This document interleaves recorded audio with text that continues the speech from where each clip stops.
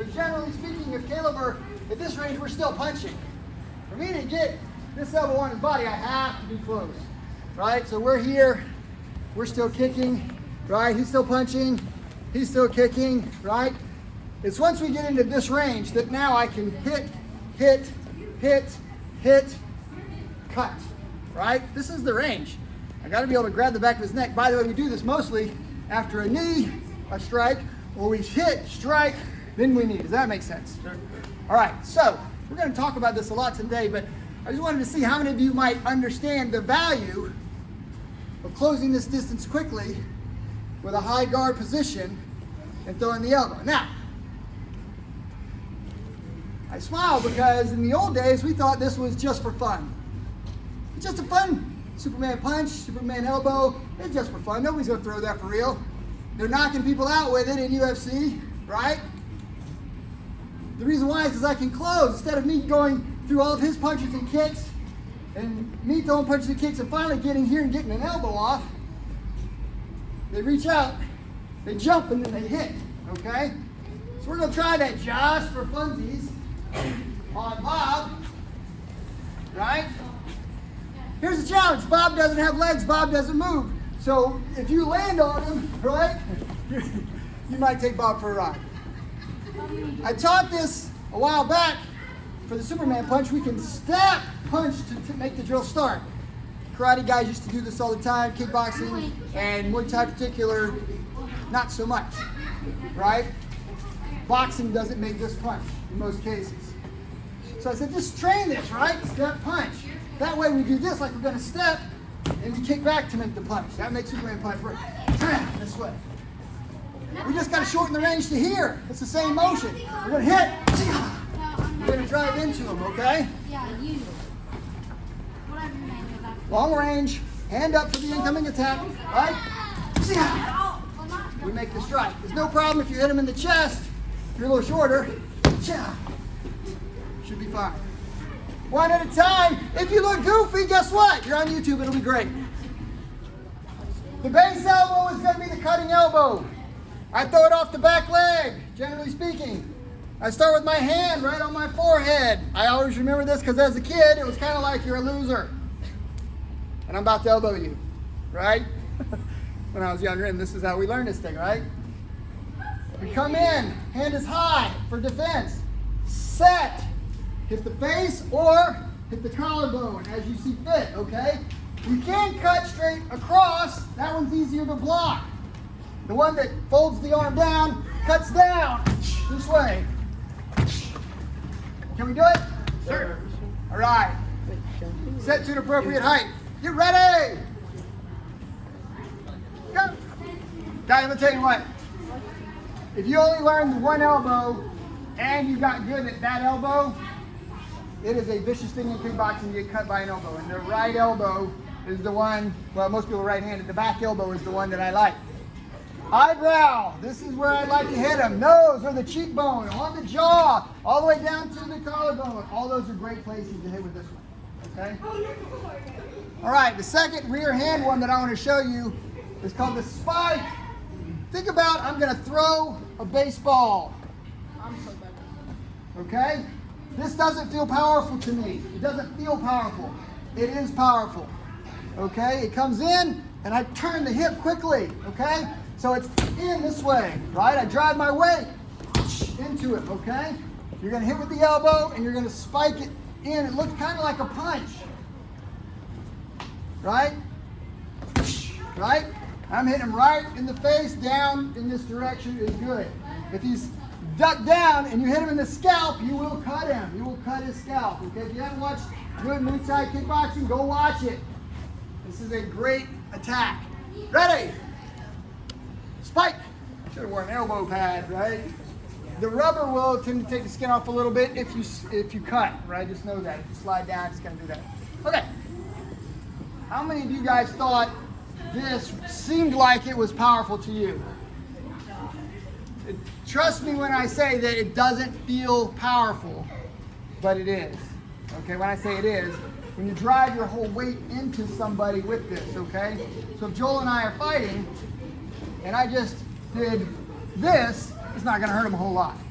But when I come back from here, weight's on the back leg, I transition to the front, and I drive with my whole body into his, kind of think of me kind of like a linebacker trying to pick somebody up on the football field, and I'm just going to nail him and knock him out with my body. I'm leading my body with this elbow. So we're going to really drive this thing, cover in, and we're going to drop this right on their head. All right? Seen a lot of guys get cut, a few guys get knocked out. This is a great technique. Don't believe me. Watch it for yourself, okay? It'll help you to visualize what this thing does. All right. Number 3, the rising elbow, right? I haven't seen this one quite as much, but when you're in close, it's basically an uppercut, right? This one, it's short, it's fast, it typically targets the chin, unless the person's really bent over, and then you can cut them across the forehead, okay? So again, we're gonna be in. If you come straight in, we're gonna use the hips just like the uppercut, right? Hips, same premise. Drive it right in there. If you got them, you're going to drive it with the hand behind the head. There's a lot of power in the rise. Rising elbows. Ready? Just do the right arm. There's only one more elbow that I really want to talk about on the back side. By the way, you could legitimately hit this cutting elbow or even the horizontal one. You can lift. You could spike this way. It's not as powerful as the backhand in my opinion. So you can do these on the lead hand as well. In most cases, once you're in here and you're clinching, you don't really have a backside anyway. You just got the hand that you're throwing and you're turning into the stance, if that makes any sense. So I'm going to be hitting this way and this way, this way and this way, of course. So, training purposes, think about how I want to get to step here and make this shot, okay?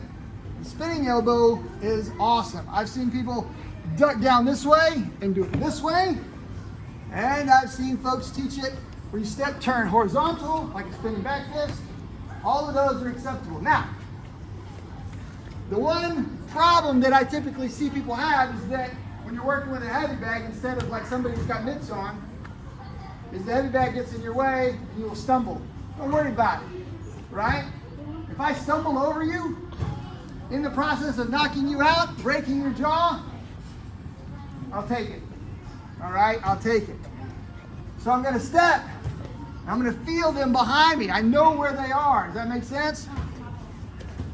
We'll step, turn, and I'm going to drop.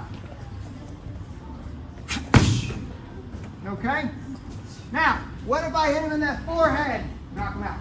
If I hit him in the nose, the chin, I'm going to knock him out. If I hit him in the chest, I'm going to knock him back. If I hit him in the collarbone, I'm going to break it. Okay? If I end up going way low or they're way tall, this is still a very legitimate strike, be it to the solar plexus, to the ribs. Have some fun. Let's go. Spinning elbow. I saw this really, really interesting interview. Forgive me, I can't remember the gentleman who was talking about sparring. And he said that a lot of the professionals, the pros, these are the guys in UFC and Pride and so forth, they kind of stopped sparring. And when I say sparring, they stopped hitting each other hard. There's a lot of opportunity to get hurt, and then you can't fight. That's always bad, right? Even if you're the champ, you got a new guy in there, he could dink you, and then you're hurt, right? So they've kind of stopped that. They've gone to this play, what they call play, right? So they're gonna look like two grizzly bears playing rather than fighting. It simulates fighting. Does that make sense? So Joel and I are gonna play, intentionally not hurting each other, intentionally going light, but we're really looking for the opportunity to throw these elbows, right? All right, so we give ourselves some respect, touch gloves. We're gonna kind of get in kind of close, and we're gonna start pulling on each other, and we're looking for some shots, and he's gonna look for his shot. I'm also looking for a defense. He throws a good elbow, I'm looking for this. This is the defense, right? Or even this side, okay? All right, so we're gonna get in, I'm gonna go for a clinch. Yep, there's one there. He goes, all right, good. Let's get him here, here. Oh, he got me with the third one for sure, right? Let's set him up here. See if I can get that one. Right? Let's cut down, cut here again. And a threesome, good, right? If you're not really sure what to do, start with a hand grip. Doesn't matter if he's got his hand up. Let's play. Bop. Switch hands. Bop.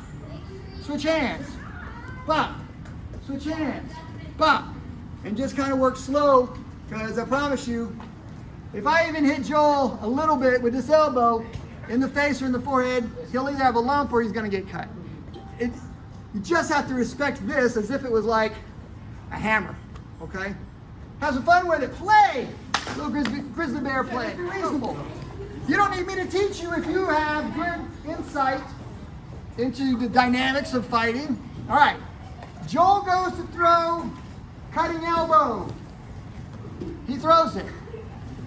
Was that where my hand should be, or would this be a little bit better? He throws cutting elbow. High hands. Does that make sense? Yes, sir. All right. Joel goes to throw rising elbow. Hold on. Now he throws it again. Elbows out or elbows down? So elbows high, elbows pointing down, right? In the high, up, guard is high rather, elbows are in position. You want the elbows protecting the face. Now look at him, all right? If all I want to do is get an elbow, this one is pretty much covered. He's pretty safe. This one's pretty much covered. The opening is in here. He can palm down, right? To make that one and so forth, right? I could spin out. If I can palm this one down, I might spin out, but look how high his shoulder is, right? He covers with his shoulders, right?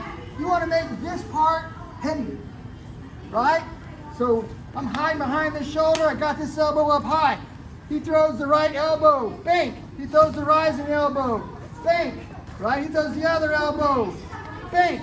He throws spinning elbow, bank, right? You see how having the position, the static defense is critical at close range. I've never seen anybody parry an elbow. He throws jab cross. I can parry that all day. But at close range, he throws that big elbow, and I try to parry this. It's gonna go right through my parry block. He's gonna nail me. He does spinning elbow, right? I try to parry block this. He's gonna eat me, and it does. If you don't believe me, watch a couple of Muay Thai kickboxing matches, or watch UFC when these guys are throwing. John Jones throws some good elbows. There's some other good guys that just elbow monsters. Okay, they're cutting people left and right. This is what you want, right? Not this. Everybody can tell I'm more open. Right? And not this. We're not boxing. Right? Boxers typically would move their head, protect the jaw. The front of the head is pretty tough. But against an elbow, you will get cut. He drops that elbow, cuts the elbow across my head, think, and I will be cut. And once you're cut, pretty much the fight's going to be over. Blood runs into the eye on the street, you can't see, that's a problem. In a ring, you can't stop the bleeding, they end the fight. It's a TKO, kind of keep that in mind. All right, we'll do it again. Get the hands in the right position. Ready? Your last tidbit. All right, your last little bit. So you guys are doing super good. You guys are up here, and I see a whole lot of this, and then he throws his, and we're close. And then I throw mine, and he throws his, and I throw mine, and we're kind of stuck in this neutral ground. Remember that when we do this, if I hit and he blocks, I just palm it down and I hit him again. Doesn't that make sense? Yeah. Now, if I palm him down, he's got to escape somehow. Maybe he gets his hand back around and goes to the clinch. So I do this, he blocks, I palm, I do this, he goes into the clinch. Now, I'm not able to hit with his hand again. He can throw his elbows, he can pick whichever one that he wants. I start looking for an opportunity to back away. Maybe Superman at one time, maybe this one, then this one, right? He palms mine down, he's got a free shot. I go up, he went right over the top, he hits me again. Right? There. Get used to this. I move it. And I get in. Right? This one. Slide. Hit. Boom. This one. Down. Hit. Boom. Does that make sense? Again, once you get the first hit, let's say that I get this one off and I nailed it. Kaboom! Immediately, he's got to either back way away or he's got to get back inside quickly, tie me up so I can't hit with any more elbows, get his wits back. He's got to get his eyeballs back in play, okay? That's fine. Last time, new partner.